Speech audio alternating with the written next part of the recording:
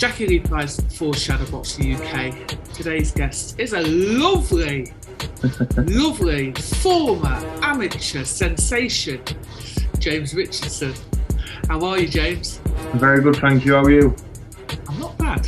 Not bad. Thank you for tuning in on a Sunday, the Lord's Day. Day of rest. Well, yeah. Are you actually having a rest at the minute? Yeah. No. Day off Sundays. Don't train Sundays or Monday mornings. So back in the gym tomorrow night. Fair play to you. So you are boxing on Sunday, the 28th of November. That's next Sunday, isn't it? At the Sunday Sizzler. Where's that going to be? Newark. At the Newark Showground. So about an hour away from Scunny where I am. So localish, I guess, really. It's not too far away, but yeah, looking forward to it. Yeah, not putting there. Actually, you'll be able to get loads of fans there as well, I suspect. Yeah, done quite well on tickets, so done better than what I never expected to really sell tickets, but you never know what to expect when you first turn over. So, I mean, when you're boxing amateurs, you don't exactly sell tickets as such. People turn up if they come in, but no, I'm happy with what I've done. I'm happy. That's good. So you've mentioned there, it is your debut. You turned over the professional game. Wins, we lose, unfortunately, in the AMs. But yeah, let's take it back a little bit. You obviously you started kickboxing, didn't you, at a young age? Yeah. And then you turned over into the amateur boxing scene. What kind of made you guys leave the kickboxing behind and move into AMs?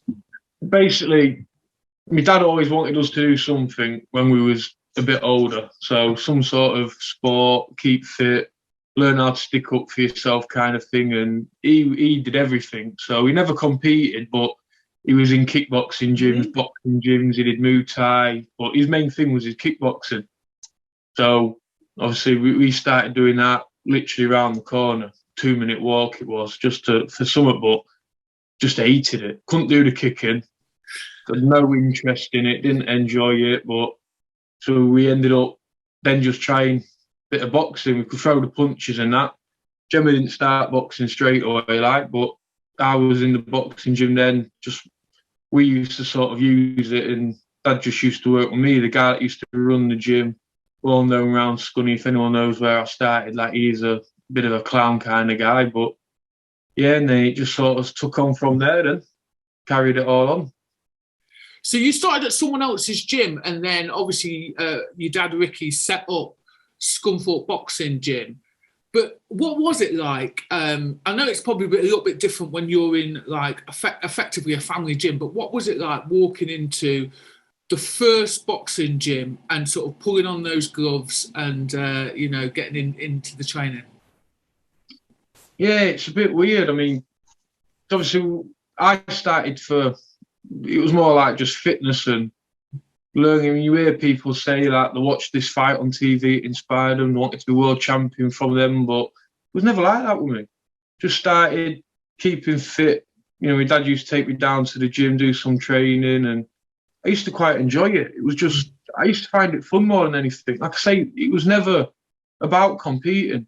I never wanted to be a boxer when I was a kid. When I first started, I never wanted to be world champion or do this, do that. And then, it was enjoyable. I got to the point where I started sparring with the other lads and that. And then I got asked if I wanted to have start competing. And I just found it fun. I mean, when I was younger, I think my record had something like 1, 6, lost 9. But I mean, I wasn't out special at all, but I enjoyed it. I enjoyed training, I enjoyed the fighting, and it was, more than anything for me, it was just entertainment. It was good. Was it one of those things because I know I can only speak from experience that I thought I came from kickboxing as well into boxing, and I thought, I'll have one, just have one. But then you have one, and then it's like, I might have another. Was it a little bit like that for you? Yeah, it's so I had a skills bout. My first one was a skills bout. But it was already in place for, I think we had a show in Scunthorpe, the club that I was at, a couple of weeks after. And then the week after that was the other lads' home show. So I sort of had them, we had the skills bout on the neutral, then we boxed properly on our home show, and then it was already matched up for me to box again then. So it's sort of, although I'd only just started, it was straight into 3 fights straight away, a skills and 2 fights straight away it was. So yeah, it was good. I enjoyed it. And I won both of them, so I started off really well, which made it even better. It's one of those things. Sorry, go on. Early on. I'd have probably ejected in if I took an hiding early on. To be fair, I think we all would have done it. But like, it is one of those things as a kid. It's like, it is fun. And then if someone's good, it's a slight bit of pressure, isn't it? Yeah. Yeah. I mean, I used to look up, I remember when one of the older lads won a Midland title, the regionals in our gym. And it was like the gym was on a massive high from it. It was crazy. Absolutely crazy. Yeah. So you've obviously got a famous sibling, Gemma Richardson. Obviously, she's with Team GB. Been boxing a long time. I just wonder sometimes when you've got like 2 people in a family that box, do you like move the furniture to the side and get on the gloves and have a little spar in the front room? Or we just scrap over the furniture if we have to. Knock anything in the way. But yeah, we don't. To be fair, we don't anymore. But we used to often have like because we've always like, even me and my mum, me and my dad, Gemma and mum, Gemma and dad, all just have like a little. They have no choice. Me and Gemma just jump on them and start wrestling, kind of thing, just because it's a laugh. But yeah, we don't really do it anymore. But me and Gemma used to play fight, have a little wrestle, but then it'd end up Gemma would hit her, and then she'd start going mad. Obviously, you know, Gemma's as strong as an ox. Oh, she is. He then starts trying to beat me up. So I start hitting her back, and it normally turns nasty in the end, so we don't do it anymore. But yeah, it used to be quite good fun. It used to be funny. Are you sure it wasn't because she was giving you too many digs? Yeah, so bigger brother, I have to win. I can't let Gemma beat me up. So we start wrestling. She starts getting annoyed and wound up at it. So she starts trying to lever me. So I start levering at her, and then we both get a levering off mum and dad then. Yeah, fair enough. And then it ends it. To be fair, me and my brothers, we used to put, socks, one sock in the other. Yeah. Put it on your hand, and that was our boxing gloves. No, we never even bothered with that. We just used to grab each other and hit each other. Yeah, you lot are way fiercer than we were. Way fiercer than we were. Yeah, Gemma don't realise how nasty she can be. So then I start getting nasty back. Yes, you've got to put it on them sometimes. Put them in the place. That's it. Reminder who's boss. So, listen, you won the juniors, didn't you? And then you boxed for England. Can you just tell me all your achievements that you've had in the amateurs? Because I've kind of just skipped over it. So, yeah, I think I won 6 or 7 regional national titles. 6 regionals, like the old East Midlands before the old Midlands before it got split into East Midlands and Midlands. I won the junior nationals, the opens at 75 kilo. I got the youth national finals the year after that, and then I boxed for the GB Three Nations as a junior. Got a silver medal in that, got beat in the final by a very good Welsh boy. And then I boxed for like a one-day international for England as well. I think it was like a St David's Cup or something, like an England versus Wales kind of thing. And then I won the senior elite belt kind of thing for our region. I've won that as well, so not too much of a bad amateur career, really. Well, I was going to say, you got the pedigree. That's the pedigree. It, yeah. Turned it around. Yeah, so what do you think, going slightly, left of field, what do you think of, people turning over that don't have as much of an amateur career like yourself? I don't know. I think it's each to their own, really. I mean, I wanted to turn over years ago. Obviously, I had boxed in just over 2 years since COVID, but even the year before that, I wanted to turn pro. I did. Dad said, obviously, it was not just my decision, really. I listened to my dad and what other people say, but he wanted me to wait a little bit longer, get a bit more experience, and then that's when I won that regional belt. That I then added another year because obviously I've got this belt, I want to keep it. I want to fight for it another 3 times or whatever and keep the belt outright. So that added another year. Then obviously COVID struck. So, but yeah, I mean, everyone's different. So some people think they're ready to turn pro earlier than what other people might want to. But for me, amateurs, it was all about the experience, just learning, fighting. I mean, too many people worry about it. Just take last-minute fights, go and box. It don't matter. Just box and learn. There's no point in boxing if you're not going to compete. I totally agree with you. I totally agree with you. And also, you know, you can learn a lot from a loss, but yet everyone seems to be frightened of losing. It doesn't make any sense. When I boxed in the Tri-Nations, I mean, like I said, when I was younger, I had a losing record by a few fights. But if I boxed in Tri-Nations, I think I'd had about 40 odd fights. There was people on there that had 10-1-9. They'd had 12-1-11 fights, and obviously they've got class records, but I've had over double the experience of some of the lads that was on the squads I had. And it was just like I'd be at school and my dad would text me on a Friday, do you want to fight tomorrow night or tonight even? And the amount of times I've said, yeah, bang on. You know what I mean? Win or lose. And there's no point in doing it if you're not going to compete. Yeah, I totally agree. I mean, number one, that meant that you were ready, always ready. Which you should be in the amas, but you know as well as I do, it's not always the case. And like I said before, you're always going to learn something, whether you win or lose. But mainly, what that shows is, because there's a few people that I know that have had, you know, a short losing streak, and then all of a sudden they blossom. You know, is it fair to say, especially in the amateurs, don't give up on someone just because they're going through a bad patch? Yeah, massively. I mean, I remember the year I actually won nationals. I think I'd lost. I think it was 2 fights or maybe even 3 fights. My last 3 fights before the nationals, and that was just getting matched hard. You know what I mean? I wasn't fighting easy fights. I'd be fighting people that was a bit older or a bit heavier, and that probably stood me in a better stead to win the nationals than what beating 2 people that was easy little walkover wins. It was. I mean, it's one of them. You're learning all the time, as we've said. So it only takes a couple of fights different, and you hear it all the time. People that have had losing streaks going on and winning massive things. You see it in the pros where you get these so-called journeymen that are just there to give you rounds. They go on and win area titles, English titles. They do. Anyone can turn it round, really.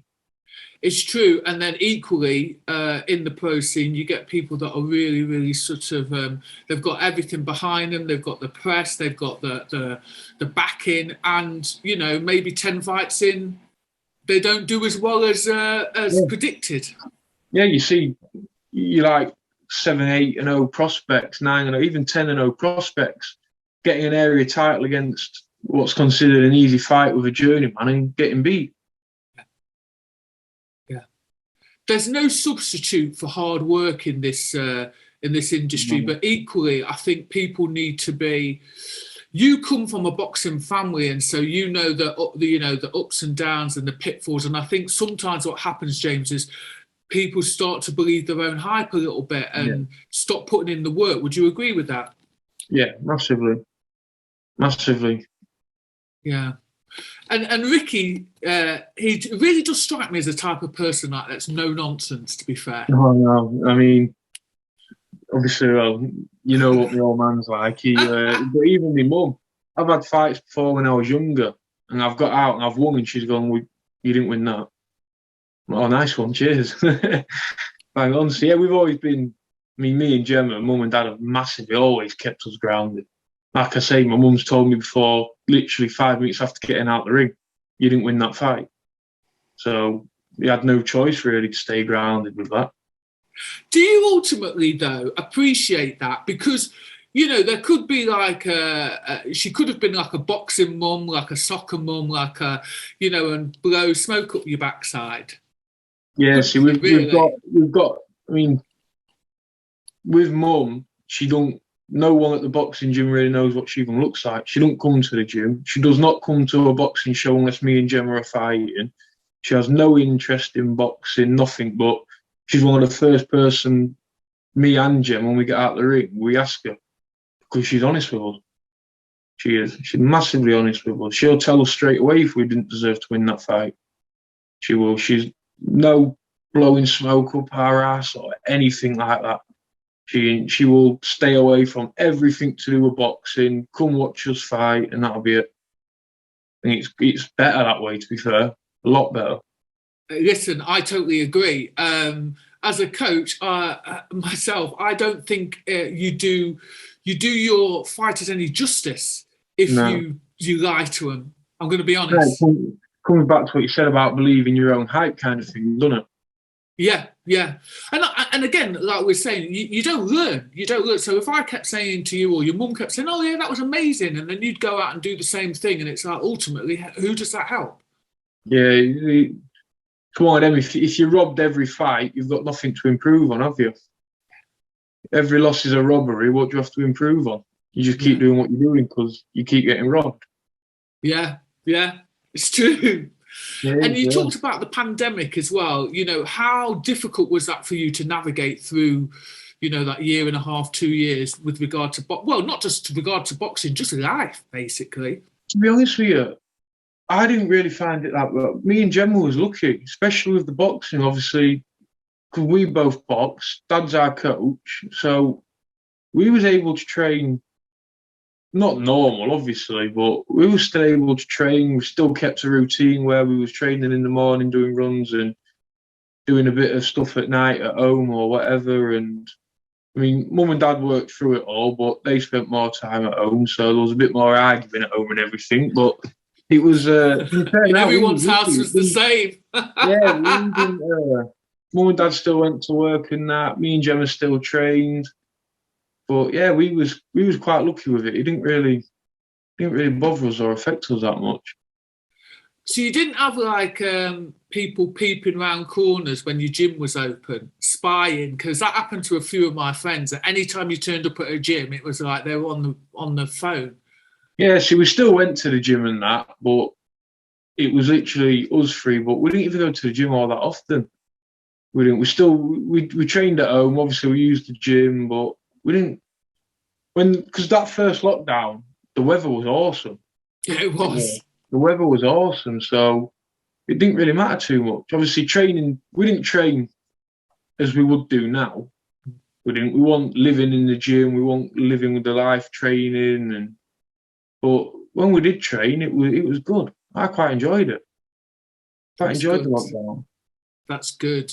And also, obviously, not only did it keep you ticking over, it did give you, I guess, a tiny bit of a rest, you know, because I know I've been down to your gym and it's a fantastic gym, to be fair, but like it's full to the brim of decent fighters. So you're on your toes all the time, aren't you? Yeah. The thing I think benefited the most was the fact that it was a year or so without sparring. So it probably done everyone good not getting punched for so long. I didn't get punched. You know, I mean, even when you haven't got fights, you're in an amateur gym, you're sparring a couple of times a week, whether it's tech sparring or what, but it gives you all of your body a rest. Obviously, you're not punching the bags every night, you're not doing as many miles as you probably would do running, you're not getting punched. It probably did everyone a world of good, to be fair. Yeah. In some sort of way. Yeah.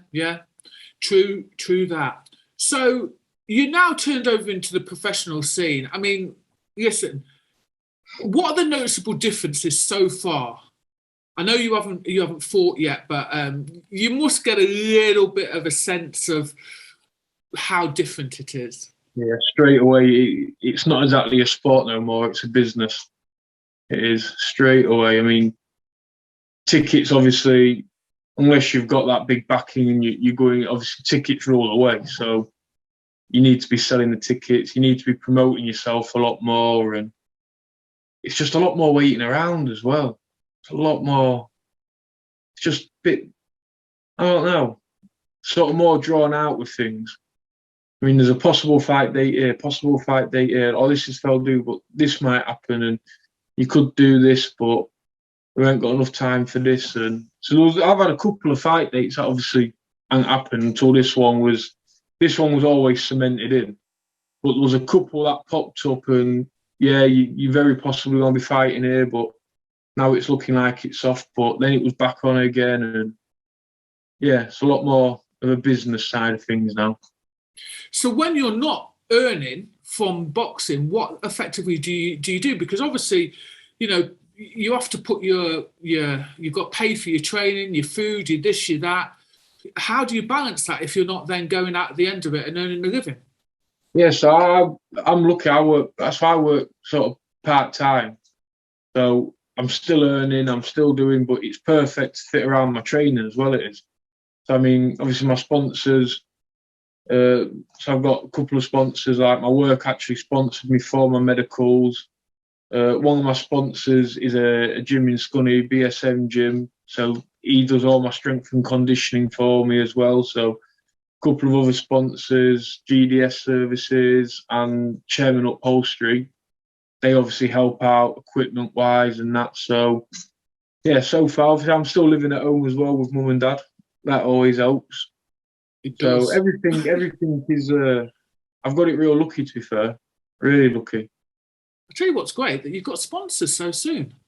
Yeah, yeah. Well, I mean, my work, Jason Fredgold's and the gym that I train at, BSM, they've been sort of, well, they were sponsoring me last couple of years really now.